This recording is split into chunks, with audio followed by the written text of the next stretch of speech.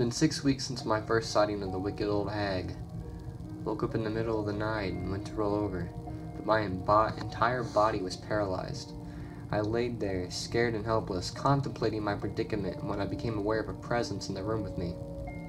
A presence that I can only describe as pure evil. I caught sight of a withered old woman at the foot of the bed.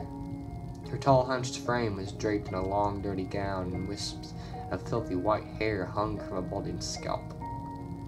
I channeled all my energy into a desperate attempt to move, but my efforts were in vain.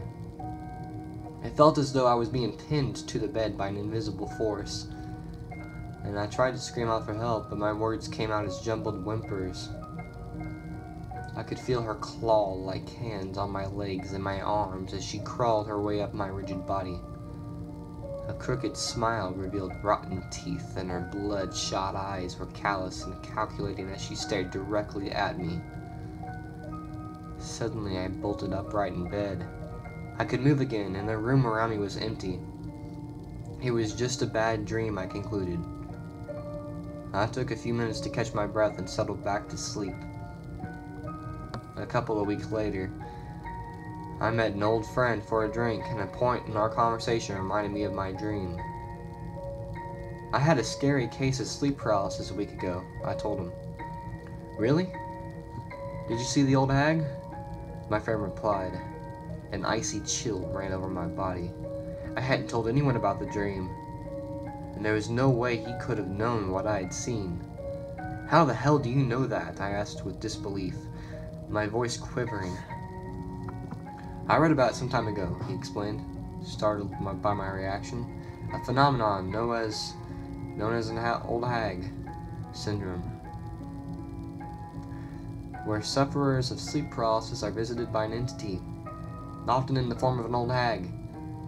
You're bullshitting me, I said incredulously. He convinced me to look it up, and so when I returned home, I typed the keywords old hag and sleep paralysis into Google. It returned pages full of results, some of which told of ancient folklore spanning different cultures. Others told of personal experiences like my own. To some, the entity took the form of an old lady or a witch. To others, she looked more like a demon, but they all described the same presence of overwhelming evil. Most chilling of all were the accounts in which the hag tortured and molested her victims as they lay paralyzed and helpless. I turned off the computer and tried to put it out of my mind. An eerie mood lingered in the room, and I had a bad feeling that unless I could get her out of my mind, she was sure to pay me another visit. That night I was woken by a piercing crackle, and I lay paralyzed as that tall and stooped figure emerged at the foot of my bed. She crawled under the covers and up my body, before sitting on my chest and peering down at me. She ran her slimy tongue over her chapped lips and made slurping sounds.